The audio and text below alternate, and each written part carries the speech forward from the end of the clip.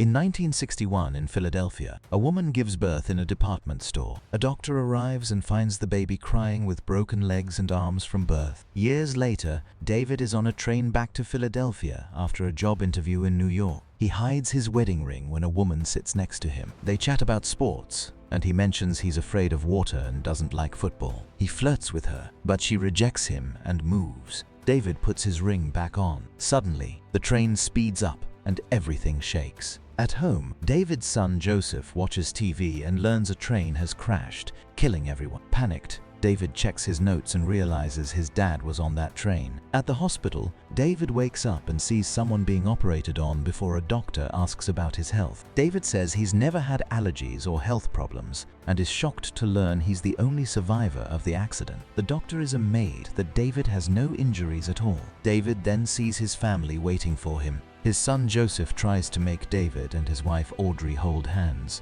but they let go quickly. At home, David tells Audrey he didn't get the job and plans to move out soon. They're separated and sleep in different rooms. The next day, David goes to a memorial for the 177 people who died in the accident. After the service, he finds an envelope with a C and a note asking how many days he's been sick in his life. Later, David goes to work as a security guard for a football team. With the card still on his mind, David asks the secretary to check his sick day. Watching the team train, he feels nostalgic. At the end of the day, his boss tells him he's never taken a sick day in 5 years, so he's getting a raise. That night, David asks Audrey if she remembers him ever being sick. She can't recall a single day. In a flashback to 1974, the baby from before is now a teen with very fragile bones due to osteogenesis. Afraid of getting hurt and being called Mr. Glass by other kids, he stays inside. To encourage him, his mother leaves a comic book outside. She promises a new one each day he goes out. In the present, the boy, now named Elijah, runs an art gallery for comic book art. Elijah is very protective of comics and cancels a sale when he learns the buyer wants to give a valuable painting to his 4-year-old. That afternoon, David and Joseph visit Elijah to ask about the card. Elijah is interested in David's health and is happy to hear he was never sick. David mentions he had an injury in college from a car accident that ended his football career. Elijah explains he has studied comics all his life and believes superheroes are based on real history. Due to his fragile health, he has always wondered if there was someone who was the opposite, someone unbreakable. Hearing that David was the only survivor of the train accident made him think David might be that person. Joseph is excited about his dad being a superhero, but David thinks it's a scam and leaves with his son. That night, David reads about the accident in the newspaper and is inspired to check his closet. He finds a gun and a folder with newspaper clippings about his life, from the start of his football career to the car accident. The car was badly damaged, so David's survival is a miracle. Audrey interrupts him and asks if he's been with anyone else. David says no. Audrey, shaken by the train accident, wants to work on their relationship again, seeing his survival as a second chance. Later, Elijah visits David at work, saying it's no accident David chose security because he has a natural instinct to protect people. As they walk, David notices a man who he thinks will leave before being searched. The man soon walks away. Elijah asks how David knew he had a weapon. David explains he got an image in his head, sensing when someone has done something wrong. Elijah calls it a superpower, but David is uncomfortable and asks him to leave. Before leaving, Elijah asks if Audrey was also in the car accident, and David confirms she was. Later, Elijah spots the man who may be armed and tries to follow him, asking him to wait, but the man ignores him. Elijah, despite his health condition, tries to move quickly, but falls and breaks multiple bones when he pushes himself too hard. In pain, he sees the man's gun, just as David had predicted. After a football game, David returns home and finds Joseph playing. He scolds Joseph because Audrey dislikes the sport due to its potential for injury. Curious about his newfound strength, David starts lifting weights. Starting with 250 pounds, Joseph adds more weights and cans of paint until David effortlessly lifts 350 pounds without breaking a sweat. At the hospital, Elijah is told he has many fractures, with the worst being 14 in his leg, requiring physical therapy. Later, he attends therapy with Audrey and uses the opportunity to inquire about her marriage under the guise of getting to know his doctor better. He discovers that David's car accident, which ended his football career, brought them closer together because Audrey dislikes the sport and its risks. While questioning her, Elijah accidentally mentions David's name, making Audrey suspicious. Elijah shares his theory with her, but Audrey is unsure what to believe. During another event, David positions himself in a crowd, and every time someone bumps into him, he has a vision.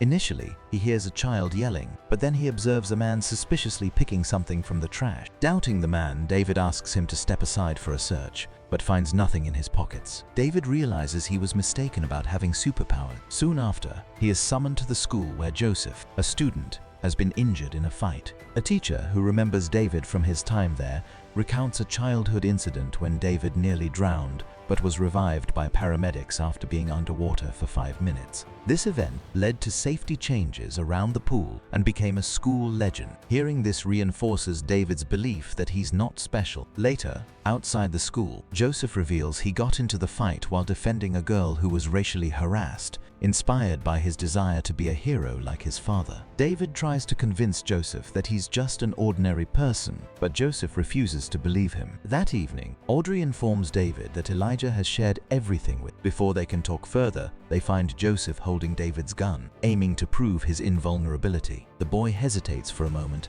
but David persuades him to lower the gun. The next day, David visits Elijah, who confirms that the man at the stadium had a gun. Elijah also believes David wasn't hurt in the car accident and lied about quitting football to impress Audrey. David tells Elijah about getting pneumonia as a child from nearly drowning, hoping it will end the discussion. Later, Elijah is unresponsive at the comic book store until he finds the comic he wants. Meanwhile, David and Audrey leave Joseph with a sitter for a date. They have drinks and try to reconnect, with David admitting he's kept his family at a distance because something feels wrong. When they return, the sitter mentions a call from New York about David's job off, but they decide they're staying put. David finds a message from Elijah on the answering machine, saying every hero has a weakness, and David's is water. Seeking answers, David sneaks out at night to revisit the train from the accident. Seeing the wrecked car triggers memories of the crash. David emerged unharmed, but Audrey was trapped in the burning vehicle. David used his strength to free her, realizing afterward that he wasn't injured. Overwhelmed by this revelation, David calls Elijah and admits he's never been hurt, unsure of what to do next. Elijah advises him to be where people are. Moments later, David goes to a crowded place and deliberately starts investigating people's actions. David observes a woman distracting a store clerk to steal jewelry, a man hurling insults and a bottle at a black group, and another man taking advantage of an unconscious girl. He then bumps into the janitor and learns he murdered someone for their house. David waits until the janitor finishes work, follows him home, and enters through the back door. Inside, he finds a messy house and a dead body on the stair. He discovers 2 children tied up in a closet and frees them quietly. In another room, he finds their mother tied up. As David checks the balcony, he thinks the janitor may have escaped. Suddenly, the janitor appears and pushes David off the balcony onto a pool cover. David realizes he's sinking because of the cover and struggles to breathe and stay afloat. David grabs a stick in the water and is rescued by the kids. He returns to confront the janitor, choking him from behind. They struggle, causing damage, but David overpowers and kills him. He finds the mother already deceased. That night, David and Audrey sleep together again, feeling relieved. The next morning, Joseph notices his parents acting affectionately. David shows Joseph a newspaper with news of the dead janitor and reveals he's the vigilante depicted. He asks Joseph to keep it secret. Later, David attends Elijah's art show where he meets Elijah's mother. She talks about people who fight physically versus mentally. She knows about David through Elijah, calling him a friend. David follows Elijah to his office, where Elijah praises his first night as a vigilante. He offers to shake hands, and when they do, David makes a shocking discovery. For years,